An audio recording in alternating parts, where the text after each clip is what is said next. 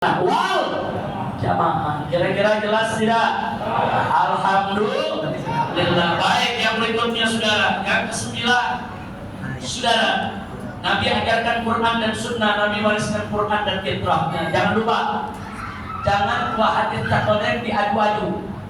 Yang pertama, darab tufikumul takonen kitab Allah wa sunnati. Yang kedua, darab tufikumul takonen kitab Allah wa fitrati. Dari segi sanad, hadis yang kedua lebih kuat, riwayat Imam Muslim saudara, yaitu kitab Allah wa fitrati. Aku tinggalkan dua peninggalan berat fitrah kamu, yaitu kitab Allah dan fitrati ahli baiti. Fitrahku, yaitu keturunanku, mereka adalah ahlul baitku. Ini hadis lebih kuat dari hadis yang kitab Allah wa sunnati. Tapi yang kitab Allah wa sunnati bukan hadis dhaif, itu juga hadis sahih. Nah, kalau dua-duanya hadis sahih, al-jama' bainal adillah, kita gabung, bukan kita adu. Jangan satu hadis diambil, hadis yang satu lagi dibuang. Tidak, saudara. Nabi meninggalkan dua peninggalan maha berat, Al-Quran dan keturunannya. Hadis ini sahih. Lalu bagaimana Nabi meninggalkan Al-Quran dan sunnahnya? Kita terima, karena memang as-sunnah adalah berjelas isi kandungan Al-Quran. Tanpa as-sunnah, kita tidak akan pernah bisa memahami Al-Quran. Jadi yang ditinggalkan oleh Nabi, Al-Quran dan as-sunnah dan keturunannya wajib menjaga Al-Quran dan as-sunnah, saudara. Jadi begitu cara kita memahami hadis. Pakai Al-Quran, pakai as-sunnah dan ahlul bait wajib menjaga Al-Quran dan as-sunnah.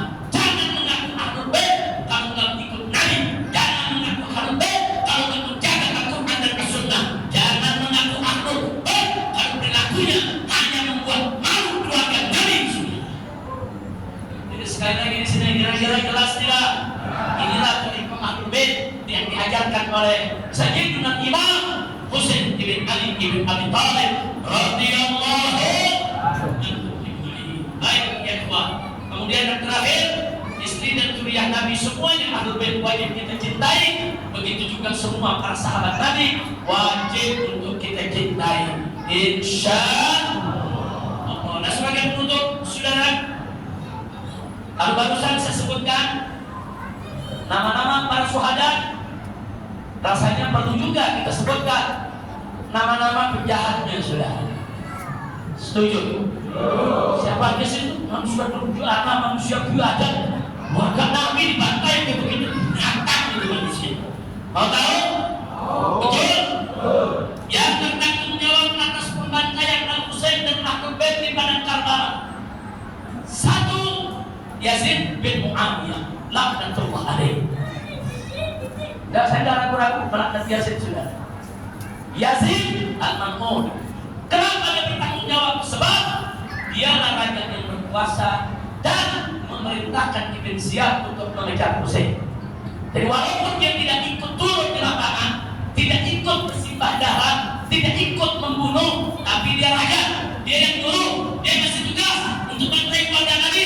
Saya bertanya, dia tanggung jawab dia? Tanggung jawab dia? Itu pendapat Ahlussunnah. Yang kedua adalah Ubaidillah bin Ziyad, ini gubernur Basrah dan Kufah, saudara, yang diangkat oleh Yazid, yang memimpin pasukan, saudara, untuk membantai daripada Sayyidina Husain dan keluarganya. Ini Ubaidillah bin Ziyad.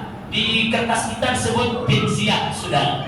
Nah, itu ada di nomor berapa tadi? Bin Ziyad nomor 4. Itu ada namanya Ibnu Ziyad, saudara. Ini orangnya. Dia gubernur yang berkuasa ketika itu, saudara. Yang ketiga, Umar bin Sa'ad bin Abi Waqqas. Saudara, Sa'ad bin Abi Waqqas sahabat Nabi, orang mulia, orang bertakwa, orang berjasa.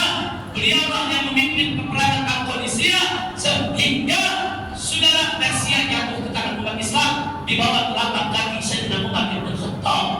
Jadi sekali lagi, saudara, bahwa Sa'ad bin Abi Waqqas sahabat besar, beliau punya anak banyak, anak-anaknya banyak orang-orang soleh, saudara. Tapi ada satu oknum anaknya, saudara, yang bernama Umar, sebagaimana saya sebutkan tadi, bin Sa'ad bin Abi Waqqas. Dialah yang menjadi panglima pasukan yang membantai Sayyidina Husain di lapangan, saudara. Yang berdiri paling depan dengan pedang perangnya sebagai panglima, Umar bin Sa'ad bin Abi Waqqas. Yang keempat, seluruh pasukan Ibn Ziyad yang ikut menyerang, ikut membantai, berapa ribu pun jumlah mereka, semuanya bertanggung jawab atas pembantaian keluarga Nabi. Betul?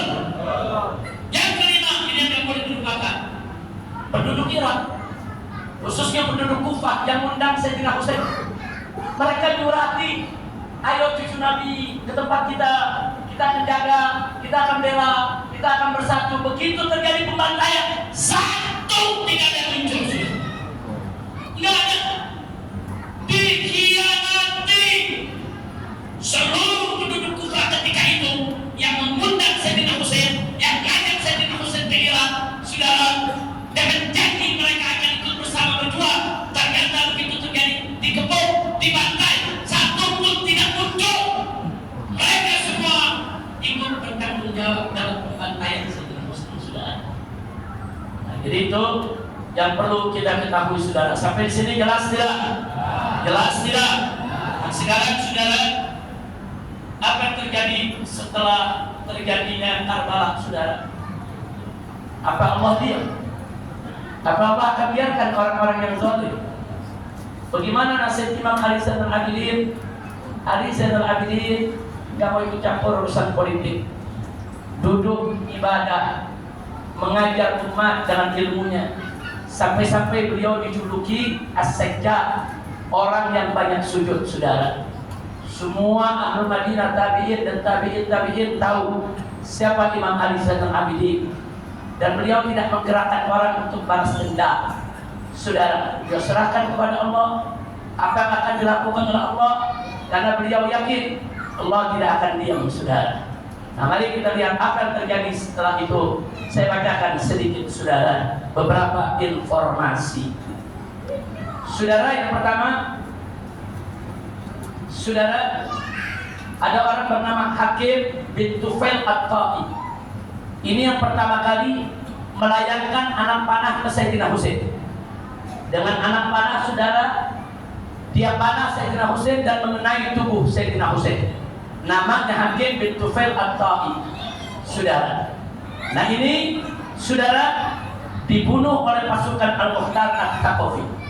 Jadi setelah terjadi peristiwa Karbala, masyarakat Madinah marah, masyarakat Mekah marah, saudara. Umat Islam di mana-mana marah. Nah, di antara yang marah tersebut, saudara, ada yang bernama Al-Mukhtar At-Thaqafi, saudara. Dia bentuk pasukan, dia bentuk ribuan pasukan, semua yang terlibat dalam pembantaian Sayyidina Husain dia kejar, saudara. Dicari ke kampungnya, dicari ke rumahnya, saudara. Nah, di antara yang berhasil ditangkap, dibunuh adalah Hakim bin Tufail At-Ta'i yang memanah Sayyidina Husain. Kedua, Sinan bin Anas An-Nakhai, ini yang menebas Sayyidina Husain.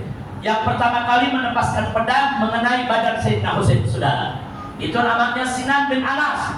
Ini, saudara, rumahnya dihancurkan, saudara, oleh pasukan-pasukan yang membalas dendam, saudara. Tanpa perintah Ahlul Bait, umat marah, di mana-mana bergerak, saudara. Tanpa disuruh Ahlul Bait, di mana-mana umat marah. Akhirnya rumah orang ini dihancurkan, dan orang ini sendiri menjadi gila sampai akhir hayatnya, saudara. Gila, dia telanjang, dia hari di tengah jalan, saudara.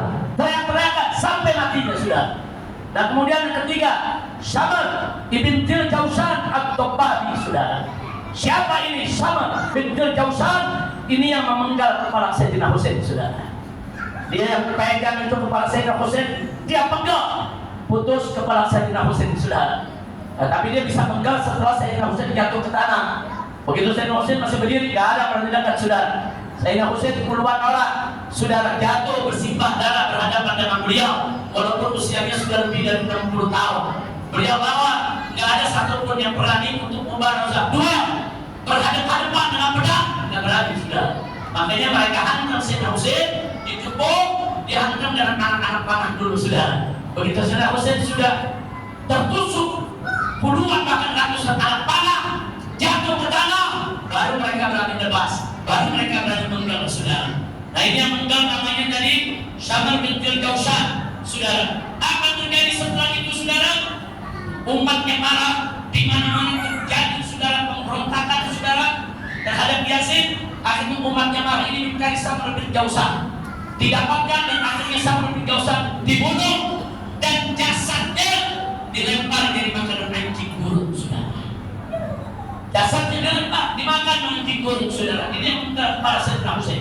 Kemudian ada lagi satu, Khuli bin Yazid al-Asbahi saudara. Siapa ini? Ini yang membawa kepala Sayyidina Husain ke Indonesia saudara. Jadi begitu harus dipenggal, kepala itu dibawa. Nah, yang bawah ini namanya Khuli bin Yazid al-Asbahi saudara. Dibawa ke gubernur saudara. Nah, orang ini dicari.